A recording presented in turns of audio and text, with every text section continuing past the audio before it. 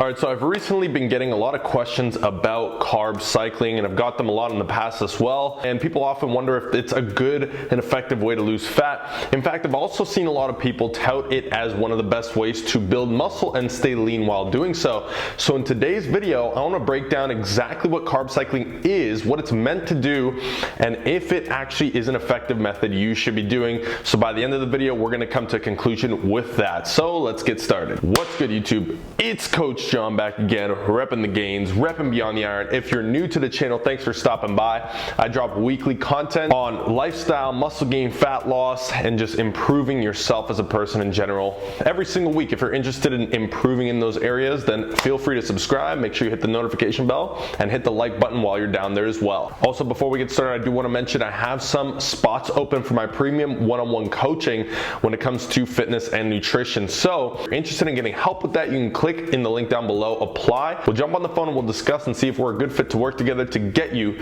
to your fitness goals. Now, I do want to mention I'm going to be linking some studies that back up the things that I'm saying in this video as it pertains to carb cycling down in the description at the bottom of the description, so you can read further if you'd like. All right, so first we're going to go ahead and get started with discussing what exactly is carb cycling, what is the purpose behind it.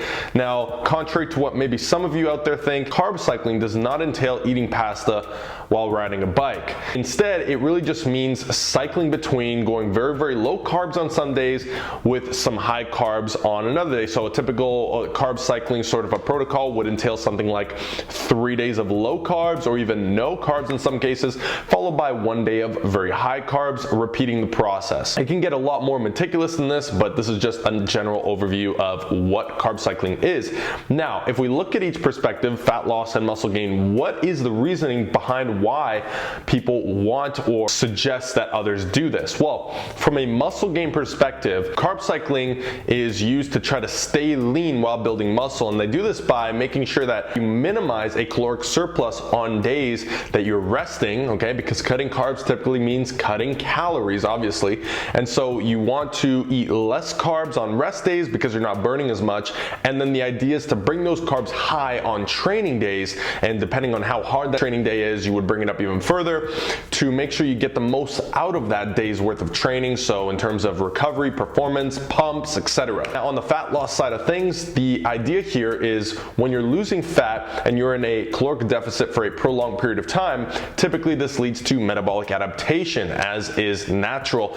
Now, the carb cycling method would suggest that because you're constantly reintroducing a high carb day, it's supposed to somewhat shock the body into not creating so much of a metabolic adaptation, and so your metabolism can stay up higher while you're losing fat. Now, if this is true, this would actually mean that you would be able to lose just as much, if not more, fat while enjoying the process even further and barely decreasing calories throughout that period of time.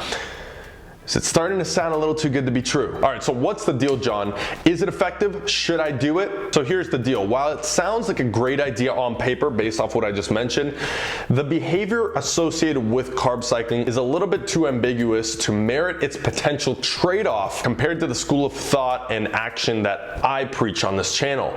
So what do I mean by this without sounding too fancy? Well, basically, carb cycling relies on ambiguous or arbitrary behaviors of cutting carbs some days and increasing them other days without actually being very technical and increasing your margin of error by doing this. Let me break it down. We have to assume that we know exactly how many calories less you're burning on rest days or how many calories more you're burning on workout days in order to actually calibrate your carbs and calories appropriately for each one of those days. And the issue there is that most people that recommend carb cycling and the way it's recommended, it's typically a lot more arbitrary. So I'll give you a more concrete example as to what I'm trying to say. Let's say on a rest day you're burning 2,000 calories and then on a workout day you're burning 2,500 calories. Again, it's going to be very difficult to actually quantify that difference, but let's assume that we know what that difference is. The issue is that people arbitrarily are cutting carbs to randomly low numbers on the rest days, so they might just cut it down to even 100 grams of carbs, let's say, and that might actually put the person in a significant deficit because the 100 grams of carbs would get you down to, let's say, 1800 calories, but you're actually burning 2000, which means you're in a deficit on the rest days. But then on the training days, let's say you are burning 2500 calories, the arbitrary carb cycler says bring your carbs up to 500 grams, for example. Maybe this puts you into a massive surplus on that day. Again, this means that there's not really much even stuff going on. It's very imbalanced and it doesn't really make much sense for reasons I'm about to get into. So another issue with this is more guessing. So let's say you work out at 5 a.m. Well, if you increase carbs on training days, you work out at 5 a.m., you're still running off no carbs from the prior rest day. And all the carbs that you're intaking are all post-workout, which means you're gonna be carved up by the time maybe your next rest day comes along. So there's a bit of a flaw in that. Maybe it has a lot to do with what time you work out at. Maybe if you work out at 4 p.m., you will be able to actually be fueled off of the carbs that you've been eating all day prior to that. But if you work out too early, then should you not have your carbs on the rest day to carb up for your training days and cut carbs low on the final workout day before the rest day? I know that this may sound a little bit confusing, but that's the point that I'm trying to get to, is it's too much to know that we just don't know, and too much effort and planning that goes into it that ultimately lowers adherence, and again, it just doesn't merit enough of a trade-off to warrant that amount of effort. So this lack of technicality and this ambiguous nature of carb cycling makes it very difficult for me to recommend to anybody, simply because it's obviously not very personalized. And if you wanted to personalize it to yourself, it would require weeks worth of data before you can even get a good picture, a good idea as to how to adjust carbs and calories when.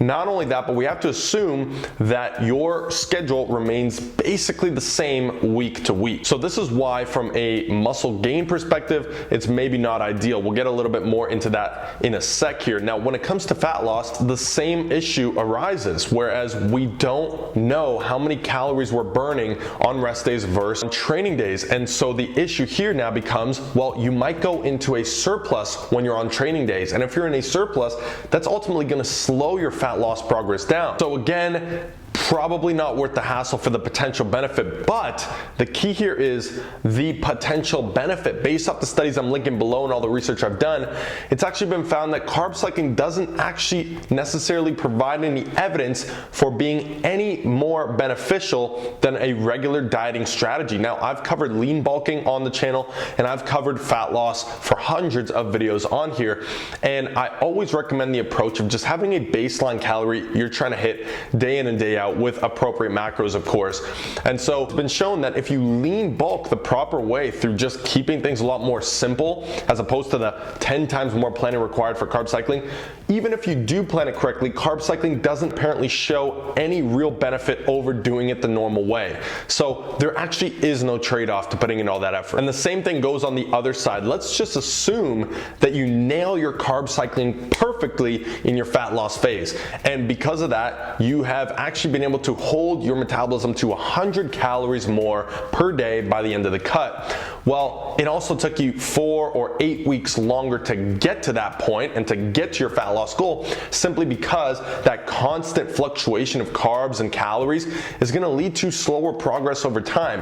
And the point of a fat loss phase is you typically want to get it over with as quickly as possible while preserving muscle and getting to that goal. So once you do, you can rebound out of it and go about a different goal. So just to recap some of the issues when it comes to carb cycling and why ultimately I cannot recommend it, and I don't think that you should necessarily listen to the advice of these people out there that recommend carb cycling as a superior way of dieting. Typically they haven't done their research, or they're just going based off hearsay from their favorite bodybuilders. Now, here are the main points. It's a lot harder to adhere to because it takes 10 times more effort, planning, and structure, and assuming that you figure out how to do that in the first place to actually achieve the potential benefit But again, the benefit is not very obvious there, and adherence is always king. So instead of a complex, potentially more optimal form of dieting, it's always better to go with a less optimal form that you would enjoy and stick to. So adherence is definitely lowered when it comes to carb cycling. Again, the second point, there's actually no evidence showing that carb cycling is any more beneficial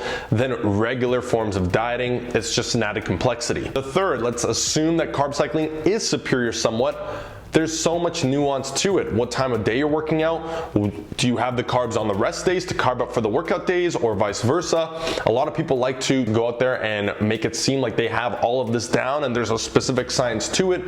But again, most people are really just going arbitrarily off of what they do or what their coach got them to do, and are just spreading the information saying, hey, this worked for me, it should work for you too. And the last point is that it can slow your progress towards the goal, both on the lean gain, muscle gain side of things, and on the fat loss side of things. And ultimately, why would you complicate something more for potentially no benefit whatsoever, that you're going to adhere to less, that you aren't even sure how to put into action, and that's going to take longer for you to get to your goal? Again, it doesn't make much sense. And so with that, for 99% of the people watching this on my channel that follow me, I can safely recommend that you do not need to do carb cycling. And for the 1% of people that following that this message doesn't appeal to, are simply those that would prefer to listen to their favorite pro bodybuilder because they look jacked and because they just need to go through that trial and error to figure out that what I'm saying is true for themselves. Pseudoscience is still very appealing to most people. So anyways, I hope that I was able to provide you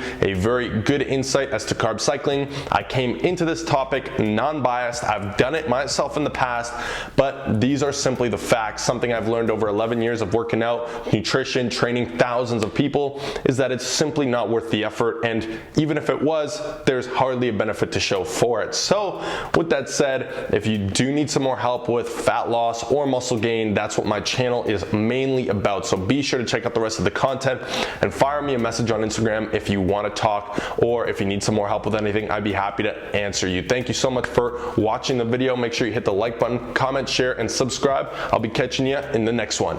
I'm out.